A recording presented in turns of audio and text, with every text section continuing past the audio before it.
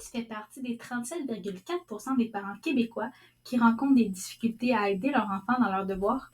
Je m'appelle Ariane Rémiard et je suis orthopédagogue.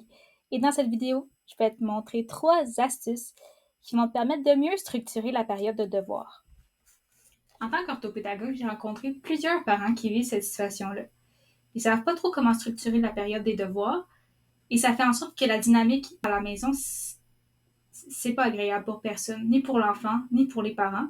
Les parents se sentent épuisants et l'enfant a pas envie de faire ses devoirs, manque de confiance en lui, se sent pas bon. Avec le temps, j'ai rapidement compris que c'est pas nécessairement le nombre de temps que tu passes à faire tes devoirs, mais c'est vraiment la structure et la routine qui est très importante. Et c'est là que j'ai eu l'idée de créer un référentiel dans lequel il y aurait des outils pour aider les parents et les enfants durant la période de devoir. Pour bien structurer la période de devoir, premièrement, c'est d'adapter sa façon d'expliquer.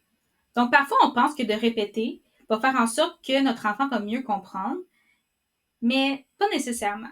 Ce qu'il faut faire, en fait, c'est vraiment de différencier, d'adapter notre façon de lui expliquer certains concepts. Et dans mon référentiel, j'ai mis plusieurs ressources en ligne qui pourraient vous aider justement à trouver des explications supplémentaires pour aider votre enfant dans des notions qu'il comprend moins bien. Mon deuxième astuce que j'aimerais, c'est vraiment d'aider votre enfant à développer son autonomie. Parce que aider son enfant à faire ses devoirs, ça ne veut pas dire le faire à sa place. Et dans mon référentiel, j'ai mis 2 ressources fortes intéressantes pour aider votre enfant à développer son autonomie durant la période de devoir. Mon troisième et dernière astuce, c'est d'établir une routine de devoir parce que lorsqu'on a une routine qui est établie, l'enfant il est beaucoup plus concentré dans ses apprentissages et il n'y a pas de surprise. Donc l'enfant n'est pas déstabilisé, n'est pas fâché. En fait, tout est prévisible. Je te garantis que si tu appliques ces 3 conseils, tu ne feras plus partie des 37,4% des parents qui ont de la difficulté à aider leur enfant dans leurs devoirs.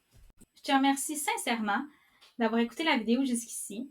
Et maintenant, je t'invite à t'abonner à ma page YouTube et Facebook parce que la semaine prochaine, je vais partager une vidéo qui aborde le conseil ultime que je donnerai aux parents qui ont un enfant qui rencontre des difficultés d'apprentissage.